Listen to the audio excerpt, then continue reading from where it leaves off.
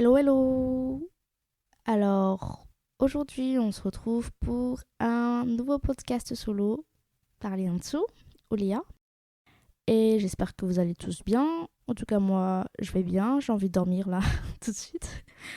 Bref, aujourd'hui, on va parler d'un drama chinois. Donc, je vais directement aller au vif du sujet. La semaine dernière, du coup, pour le podcast duo avec Joëlie, je ne savais pas trop de quoi j'allais parler pour cet épisode. Du coup, maintenant, je sais. Je vais parler d'un nouveau drama, du coup, que je viens de regarder les 2 premiers épisodes. C'est pas vraiment un nouveau drama, c'est un nouveau drama pour moi, mais c'est un drama qui est sorti en 2020.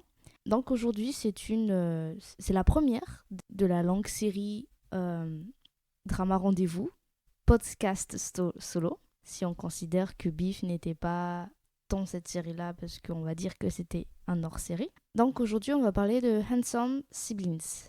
Voilà le titre du drama. Ou du coup, en chinois, on va essayer Cui Dai Xuanjiao. Je pense que ça se prononce comme ça. Donc c'est un drama qui est sorti en 2020, qui a 44 épisodes, ou 44 épisodes. Et comme je disais tout à l'heure, il est sorti en 2020 et il est inspiré d'un novel du même titre que le titre en chinois, écrit par un auteur qui s'appelle Gulong. Alors en théorie, on devrait trouver ce drama sur Netflix, mais comme on habite en France, ce n'est pas valable dans notre région. Il devrait se trouver sur iQIYI et CCTV normalement. Donc je sais pas trop, j'ai pas trop vérifié. Moi j'ai regardé les 2 premiers épisodes sur Bilibili, qui est le YouTube chinois. Donc du coup, je vais vous expliquer un peu juste le type déjà. C'est un type wuxia. On reste un peu dans le monde des arts martiaux chinois. Les 2 rôles principaux sont joués par Chen Zhiyan, qui est assez jeune comme acteur. Je pense qu'aujourd'hui il fait 24 ans, mais quand la série a été tournée, il avait 21 ans. Et le deuxième rôle principal, c'est Hu Yitian. Pour ceux qui connaissent Hu Yitian, ou si ça vous dit quelque chose, il a joué dans Gogo Squid et dans Gogo Squid 2. C'est le rôle principal de Gogo Squid 2, si vous voyez de qui il s'agit. Je pense qu'il avait 24 ans quand la série a été tournée. Donc du coup, déjà dans la série, il y a des... On va voir 2 garçons assez jeunes dans notre âge.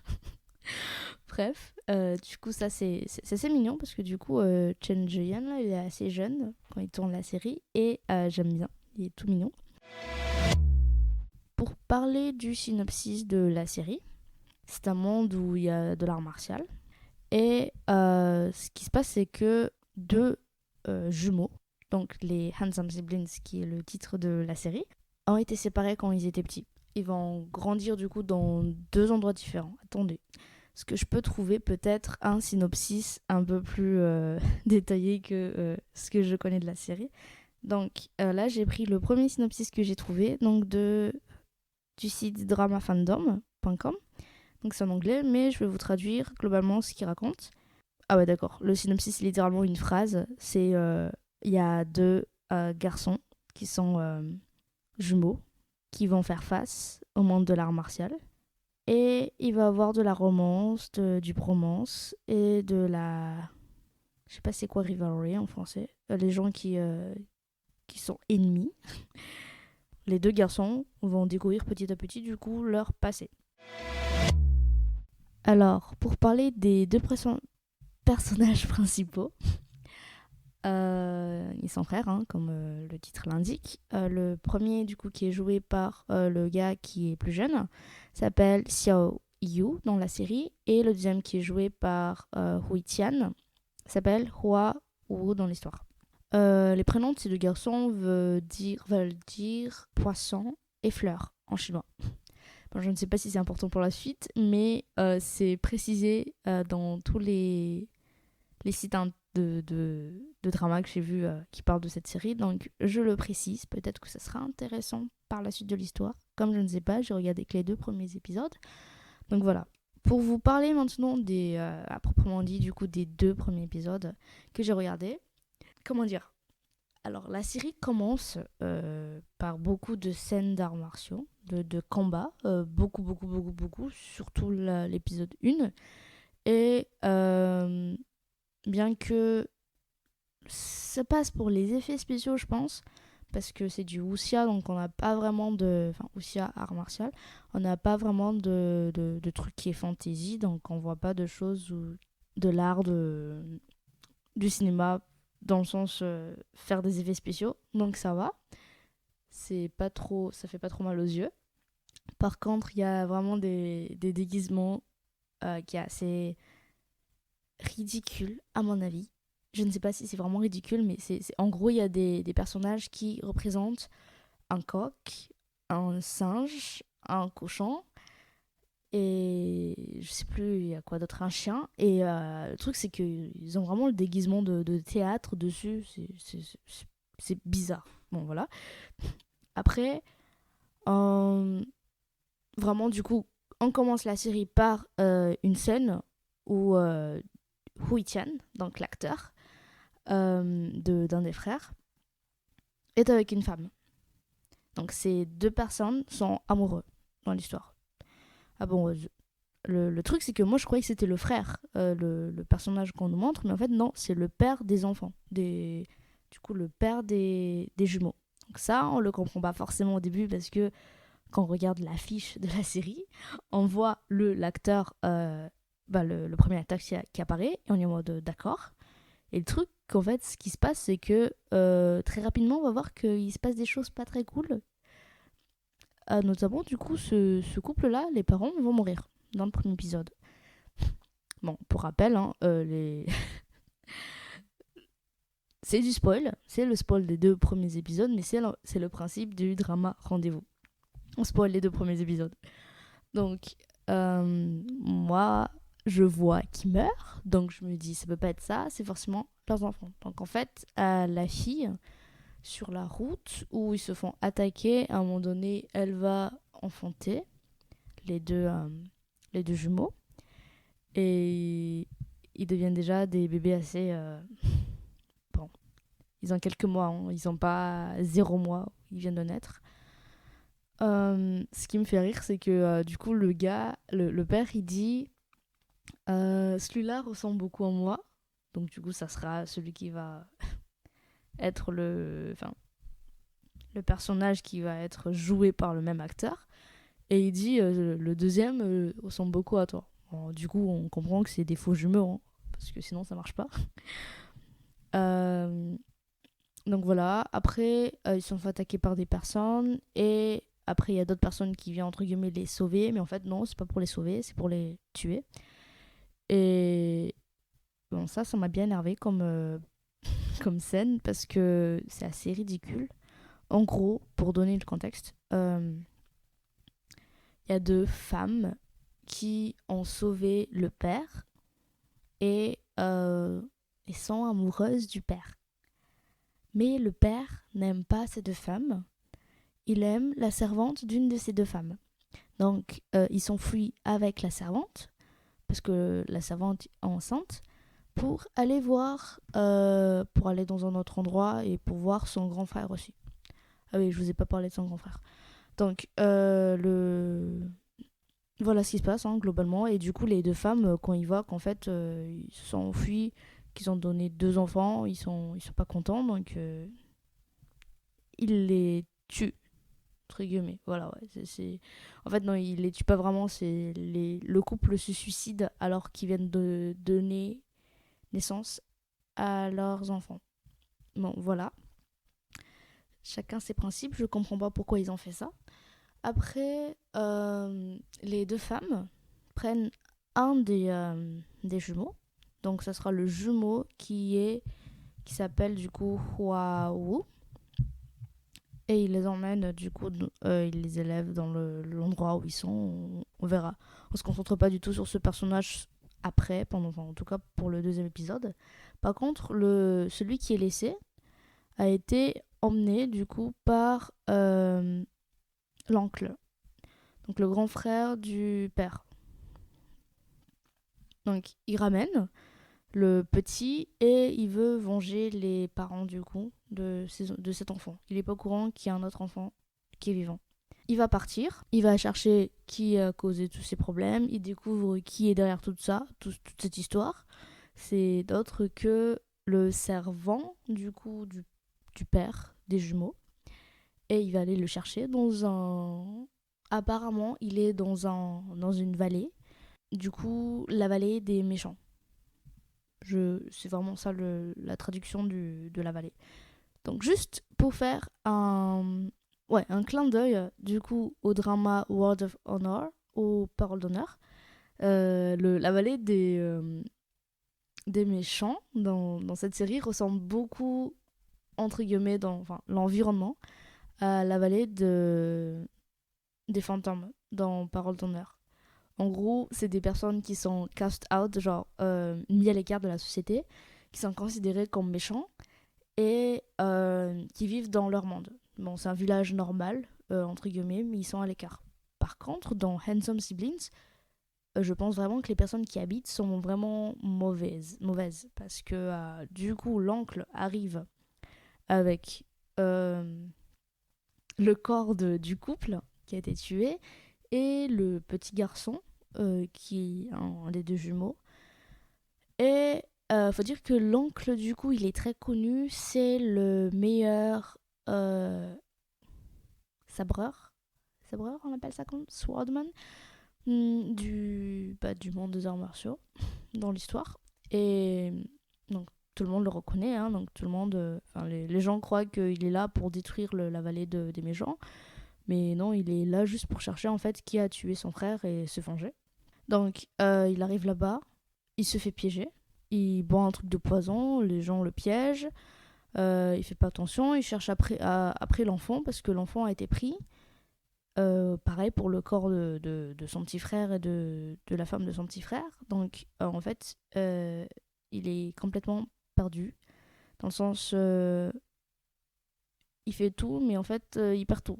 Je comprends pas en fait ce personnage, pourquoi il est venu dans un endroit aussi dangereux avec un enfant et avec le corps de son frère et de sa femme. Même si il disait qu'en fait, il a emmené les corps pour que, entre guillemets, son frère puisse voir la vengeance qu'il va faire. Mais c'est complètement pas du tout responsable d'emmener un enfant dans un tel endroit. Donc il perd l'enfant. Hein. L'enfant est pris par les méchants de la vallée des méchants. Et donc il essaie de récupérer l'enfant, mais il se fait attraper.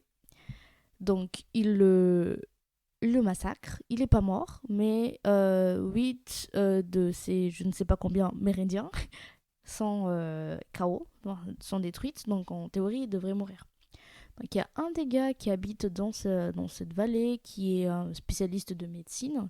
Donc il dit les gars, laissez-moi laissez-moi le frère, du coup, enfin le grand frère, pour que je puisse essayer de le soigner. De toute façon, même s'il est guéri, il sera handicapé à vie, donc il ne va pas vous tuer. Mais en exploitant son corps, je pourrais trouver des médicaments qui pourront servir pour vous plus tard. Donc, il prend le corps et il essaie de guérir le corps pendant des années, du coup. Il y a une femme, ou trans plutôt, elle est censée être trans dans l'histoire, qui est très intéressée par le bébé dans le sens elle veut s'en occuper, genre le voir grandir. Donc il convainc les autres méchants avec qui elle est que garder l'enfant est une bonne idée parce que ça sera l'enfant le plus méchant du monde et il va venger leur vie parce que lui il pourra sortir de la vallée et attaquer les gens parce que eux tout le monde les connaît, donc s'ils sortent ils vont être direct genre l'objectif des gens. Alors que si l'enfant plus tard il vient sortir pour mettre le chaos dans le monde des arts martiaux, personne va en fait être méchant vers lui parce que personne ne le connaît. Mais du coup la meuf elle veut vendre le bébé genre méchant avec tous les skills de tous les méchants avec qui il va grandir. Donc c'est ce qui va se passer, il va grandir avec ces méchants. Donc au début on voit un enfant assez jeune, innocent, et qui se plaint des choses que les personnages lui font faire. Parce qu'il dit c'est méchant ce qu'il me demande de faire, c'est pas gentil, je veux pas faire ça. Donc j'aime bien le fait qu'on montre qu'un enfant est innocent de base. Et après, il grandit, et après il est en mode il apprécie à faire des pranks assez machiavéliques du coup envers les personnes qui lui ont appris des choses. Donc entre guillemets, ce qui se passe, c'est que ceux qui vont semer le mal ils vont accueillir le mal, hein. C'est un peu ça qui se passe. Les méchants apprennent des choses mauvaises au petit garçon, et le petit garçon utilise ces mauvaises choses contre eux-mêmes. Donc il les prank beaucoup. Mais on voit quand même en fait il reste gentil, parce qu'à un moment donné il a découvert, quelqu'un est venu le voir et lui a dit que son père a été tué par les deux femmes qui avaient sauvé son père à la base et qui étaient amoureuses de son père, et que il doit se venger pour son père. Et le médecin lui a appris aussi que son oncle, du coup, qui est en train de subir plein de médicaments depuis des années, est son oncle. Donc il veut sauver son oncle, il veut faire quelque chose de son histoire, sortir de... Comment dire, il veut faire quelque chose. Il n'est pas aussi méchant que les personnes qui l'ont grandi. Le médecin lui dit qu'il a quand même une conscience comparé aux autres personnes. Donc voilà les 2 premiers épisodes, globalement, ce qui se passe dans les 2 premiers épisodes. Je n'ai aucune idée de ce qui se passe après, parce qu'en soi, le synopsis nous dit littéralement que c'est 2 jumeaux qui vont être dans le monde, qui vont venir dans le monde des arts martiaux, et ils vont se rencontrer. Donc forcément, les 2 garçons vont sortir de leur monde et vont se rencontrer. Je ne sais pas comment ils vont se rencontrer. Est-ce qu'ils vont être, entre guillemets, des ennemis? Est-ce qu'ils vont devenir amis directement? Je ne sais pas. Et est-ce qu'ils vont aller chercher tous les 2 ensemble les personnes qui ont tué leurs parents? Je ne sais pas du tout. Donc voilà. Honnêtement, est-ce que je vais continuer ou pas? Le synopsis a l'air vraiment intéressant pour moi. J'aimerais bien savoir ce qui se passe par la suite. Donc, je dirais pour l'instant que je vais continuer. Est-ce que je vais continuer jusqu'à la fin? Je ne sais pas. Il y a pas mal de dramas où, en ce moment, je sens que je me dis, j'ai pas de temps à perdre, en fait. Si une série m'énerve ou n'a plus aucun intérêt, je vais arrêter. Et pour l'instant, je pense que Handsome Siblings fait partie de ce, pour moi, qui sont intéressants à regarder. À part ça, qu'est-ce que j'ai à dire? Ouais, c'est... Ouais, le premier épisode, le début du premier épisode est assez lent pour moi. J'étais un peu sur mon téléphone parce qu'en fait, je sais pas, les personnes qui étaient déguisées en coq et en... Littéralement, la première scène, c'est un coq sur un arbre et après un mec qui est déguisé en coq qui arrive. Je trouvais ça un tout petit peu ridicule. Mais bon, c'est le principe de... Je pense que ça aurait été mieux si c'était en animé, peut-être. Ça aurait été mieux, visuellement, les gens qui ressemblent à un coq, un cochon, tout ça. Voilà mon avis sur cette série. Si vous l'avez regardé, parce que comme il est sorti en 2020, n'hésitez pas à me dire ce que vous en pensez. Me spoilez pas. Par contre, si vous ne l'avez pas regardé, j'espère que vous avez quand même regardé les 2 premiers épisodes avant d'écouter ce podcast. Parce que c'était du full spoil. J'ai littéralement raconté les 2 premiers épisodes. Après, si ça vous dérange pas, it's up to you. Voilà. Du coup, je vous dis dans 2 semaines pour un épisode avec Jolie. Et merci d'avoir écouté jusqu'à la fin. Je vous dis au revoir.